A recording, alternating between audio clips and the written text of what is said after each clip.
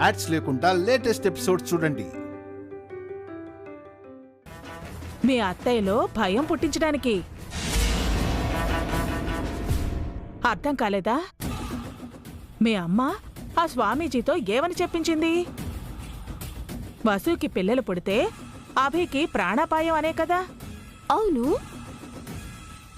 అందుకు వసు అక్కకి పిల్లలు వద్దని అత్తయ్య కరాఖండిగా చెప్పింది కదా. ఆ విషయము మీ అత్తయ్య ఇంకా బలంగా నమ్మాలంటే వసు పిల్లల ప్రస్తావన తెచ్చినప్పుడు అభికి ఏదైనా జరగాలి. అప్పుడు మీ అత్తయ్య వసుకి పిల్లలు పుట్టకూడదని బలంగా ఫిక్స్ అవుతుంది. అది వావ్, సూపర్ గా ప్లాన్ చేశారండి. మా మామ్ ప్లాన్ ని ప్రాక్టికల్ గా చేసి చూపించారు. నా అంచనా కరెక్ట్ అయితే ఈ పాటికి మీ అత్తయ్య వసుకి క్లాస్ తీసుకుంటూ ఉంటుంది. నీకేం చెప్పాను వసు? అభి ముందు పిల్లల ప్రస్తావన తీసుకురావద్దని చెప్పానా లేదా? అది అత్తయ్య. ఒక్కసారి చెప్తే అర్థం కాదా నీకు? పెద్దవాళ్ళు ఎందుకు చెప్తున్నారనే ఇంగిత జ్ఞానం కూడా ఉండాలి. మేమేం చేసినా మీ మంచి కోరే చేస్తాం. అత్తయ్య అది. ఇంకేం మాట్లాడుకు వసు. ఇంటి నిండా పిల్లలున్నారు. భాస్కర్కి 2 పిల్లలు, మీకు 3 పిల్లలు. రేపు అఖిల్ హారికలకు కూడా పిల్లలొస్తారు. వాళ్ళు చాలదా? ఇంకా కావాలా? ఇంకొకసారి పిల్లల ప్రస్తావన తెచ్చావంటే నేను సహించను వసు. మళ్ళీ ఎప్పుడూ నీ నోటి నుంచి పిల్లలనే మాట రావద్దు. ఉన్నవాళ్లని సక్రమంగా చూసుకుంటే చాలు. ఇదే నీకు లాస్ట్ వార్నింగ్. పిల్లలు అనే మాటకి నువ్వెంత దూరంగా ఉంటే నీకు అంత మంచిది. అంతేగాని నా మాట కాదని నన్ను చెడ్డదాన్ని చెయ్యకు.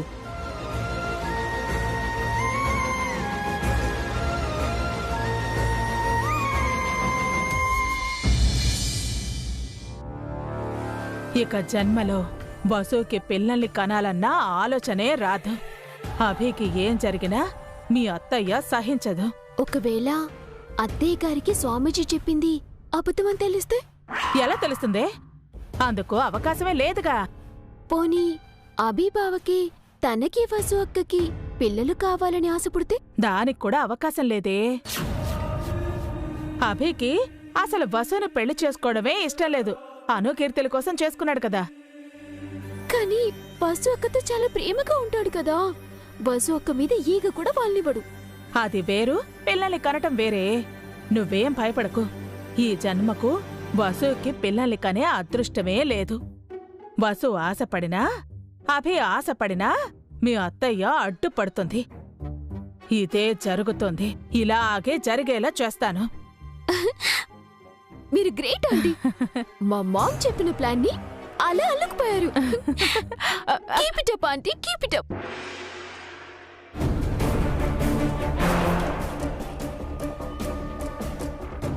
అసలు వసు ఉద్దేశం ఏంటి?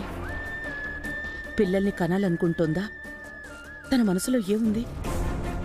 మాకు పిల్లలు వద్దు అని చెప్పి అభి స్పష్టంగా చెప్పాడు.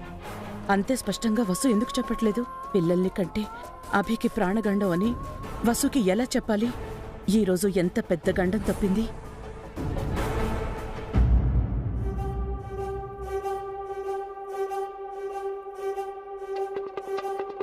జయంతి, ఏంటి అదోలా ఉన్నావు?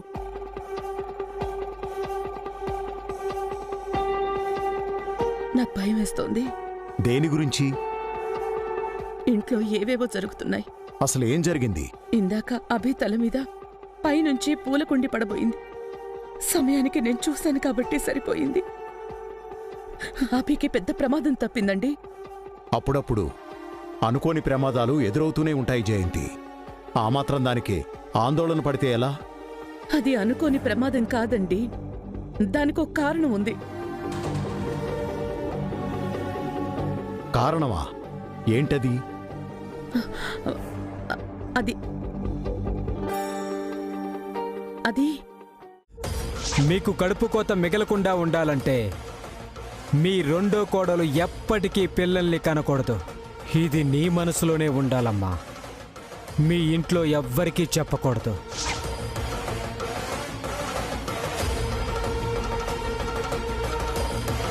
చెప్పు జయంతి. రా జయంతి, కూర్చో.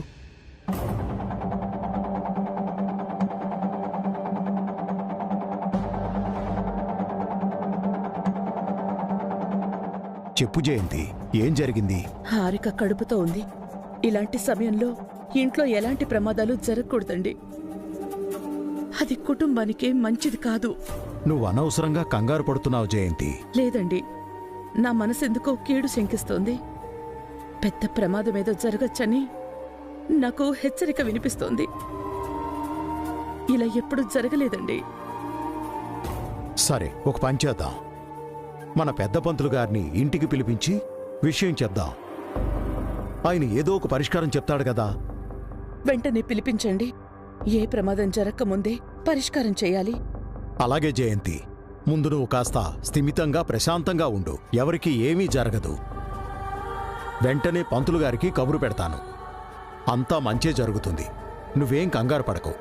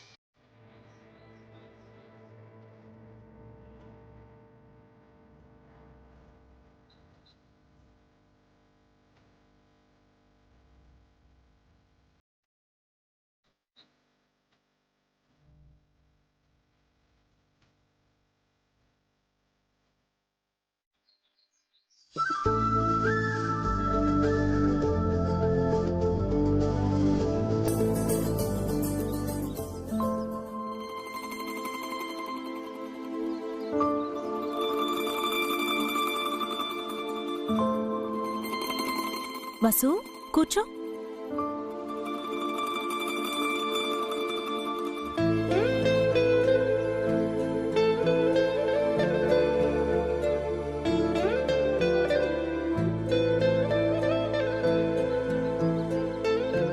ఏంటి వసు, అభికి నువ్వు కన్సీవ్ అయినట్టు చెప్పావా? అభి ఏమన్నాడు? లేదక్కా, చెప్పాలనుకుని చెప్పలేకపోయాను.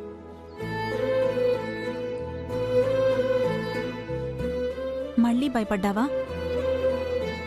ధైర్యం చెయ్యాలి వసు. ఎప్పటికైనా చెప్పక తప్పదు కదా. భయపడి ఆగిపోలేదక్కా. నేను ఆయనతో చెప్పబోతుంటే పైనుంచి పూలకుండి ఆయన మీద పడింది.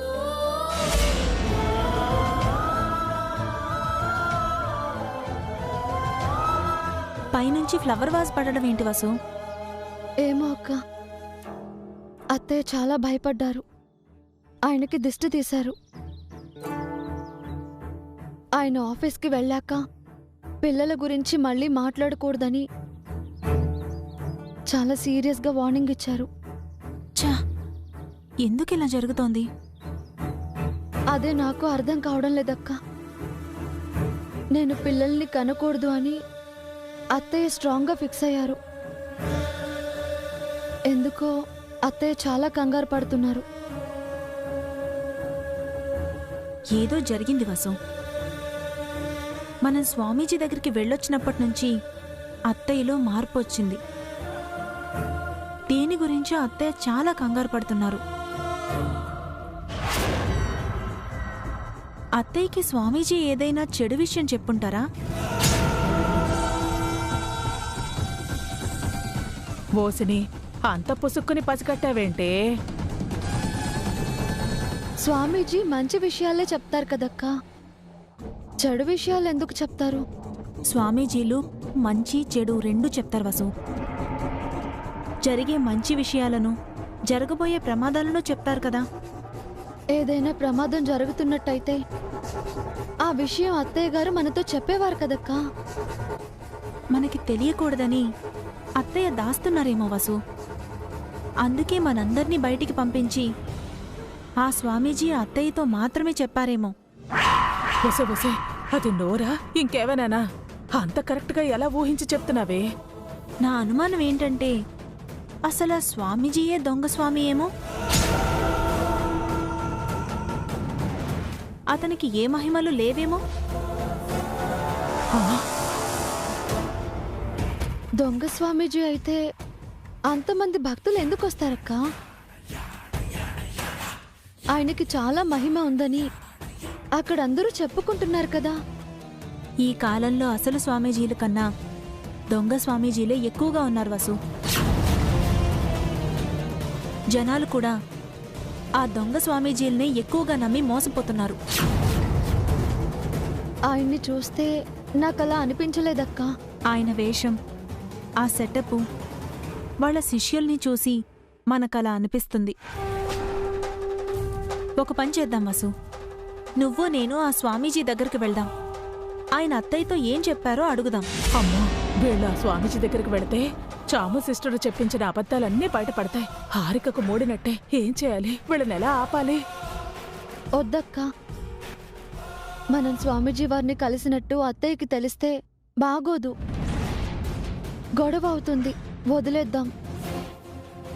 ఎంత మంచి మాట చెప్పావే వసు. నీ నోట్లో పంచదార పొయ్యా. మరి ఎన్నాళ్ళు వసు ఇలా? ఆ దేవుడే చూడాలక్కా. సరే, టైం అవుతుంది. నేను వెళ్ళి వంట చేస్తాను. ఉమ్.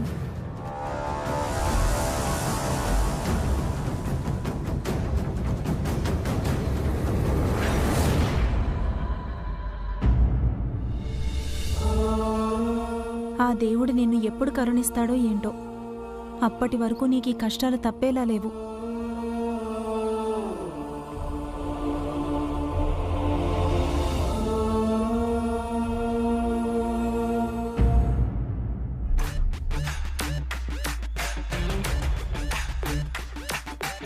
వసు అక్కని టార్చర్ పెట్టడం ఎలా?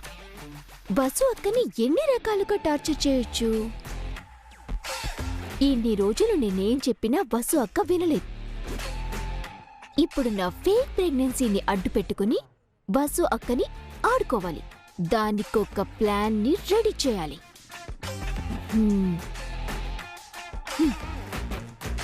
ఎర్లీ మార్నింగ్ 3:30కి నిద్ర లేచి హాట్ వాటర్లో నిమ్మకాయ వేసి ఇమ్మని చెప్తాను. 4 గంటలకి నాతో వాకింగ్ చేయమంటాను.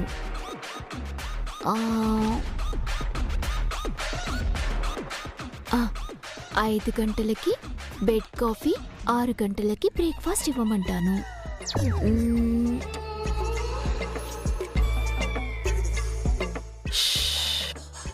అబ్బా,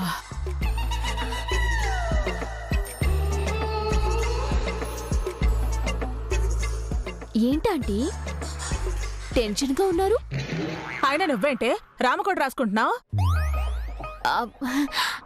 అది మీలాంటి వయసైపోయిన వాళ్ళు చేసే పని.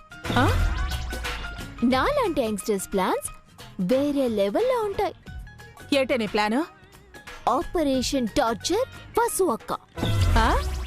అంటే వసు అక్కని ఎన్ని రకాలుగా టార్చర్ చేయొచ్చో ఒక లిస్ట్ ప్రిపేర్ చేస్తున్నాను.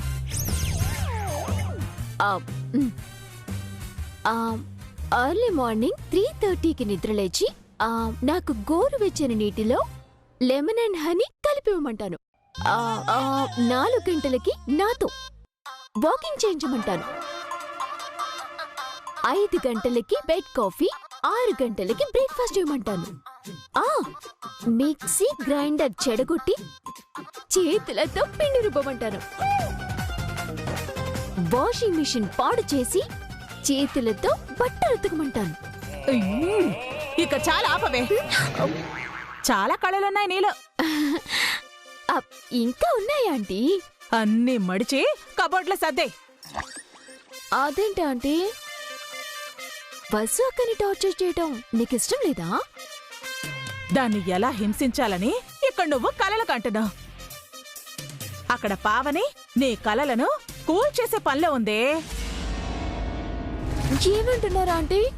స్వామీజీ దగ్గరికి వెళ్ళొచ్చినప్పటి నుంచి మీ అత్తయ్యలో మార్పు వచ్చిందని, స్వామీజీ మీ అత్తయ్యతో ఏదో చెప్పి ఉంటాడని, అందువల్లే మీ అత్తయ్య వసును పిల్లల్ని కనద్దని చెప్తోందని పావని ఊహించి వసుతో చెప్తోంది.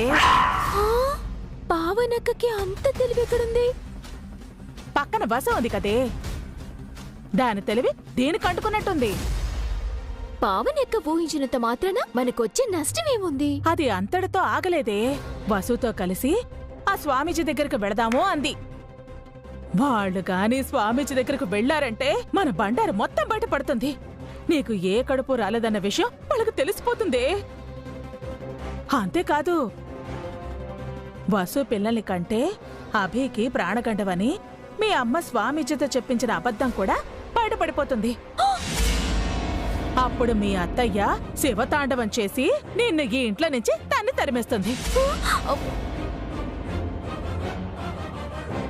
ఇప్పుడు ఎలా అంటే వాళ్ళు స్వామీజీ దగ్గరికి వెళ్లకుండా ఎలా ఆపుతాం? మనకా పని తప్పిందిలేవే. స్వామీజీ మీద పావనికి డౌట్ వచ్చినా బస్సు కొట్టి పారేసింది. వాళ్ళేమి స్వామీజీ దగ్గరికి వెళ్లరు. అంటే వసు అక్కి మనల్ని కాపాడిందన్నమాట. ఇప్పుడు కాపాడిన వసూయే ఎప్పుడో ఒకసారి మనల్ని కాటేస్తుంది. మనం జాగ్రత్తగా ఉండాలి. నువ్వు అతిగా ఆలోచించి వసు విషయంలో ఎలాంటి తెలివి తక్కువ పని చేయకు. ఏం చేసినా నేనే చేయాలి. నువ్వు కామ్గా ఉండు. ముందు చించి పడే. Okay aunty. అది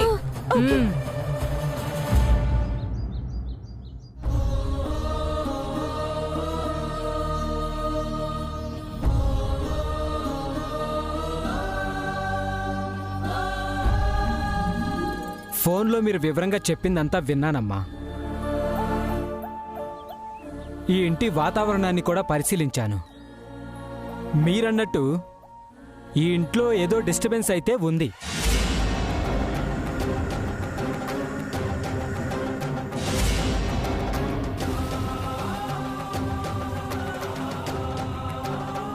అది పోవాలంటే ఏం చేయాలి స్వామి?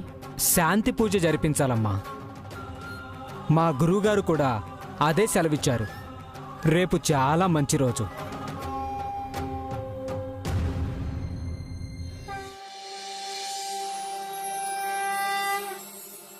మీలో ఎవరైనా ఒక జంట చేత ఏదైనా గుళ్ళో ఈ రుద్రాక్షమాలతో శాంతి పూజ చేయించాలి. పూజలో ఇంటిల్లపాతి ఉండాలి.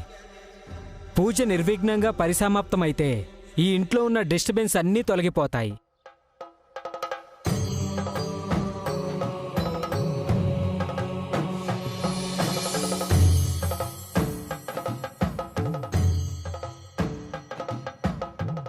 కలశంలో పెట్టి పూజకి తీసుకురండి. అలాగే స్వామి. శాంతి పూజ నేను అక్కలు చేస్తే బాగుంటుంది. అత్తయ్య, నేను ఆయన కలిసి ఈ పూజ చేస్తాం. అలాగే హారిక. కడుపుతో ఉన్న నీ కోరికని నేనెలా కాదంటాను? కడుపుతో ఉన్న వాళ్ళతో ఆ పూజ చేయించకూడదమ్మా. పూజ అసంపూర్ణమైతే గర్భంలో ఉన్న పిండానికి ప్రమాదం.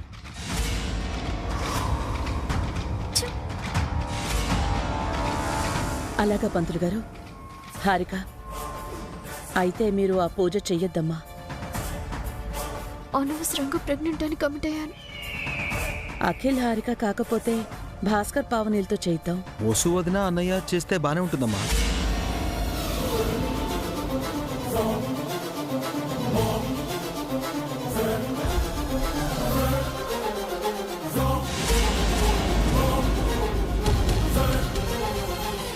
భాస్కర్ పావనీలు ఈ ఇంటికి పెద్ద కొడుకు పెద్ద కోడలు, వారితో చేయిస్తేనే బాగుంటుంది.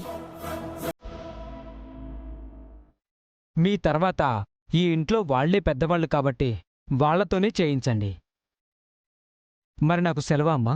ఒక్క నిమిషం పంతులు గారు. దక్షిణ తీసుకుని వెళ్దురు గాని. పావని, తీసుకురా. అలాగే అత్తయ్య.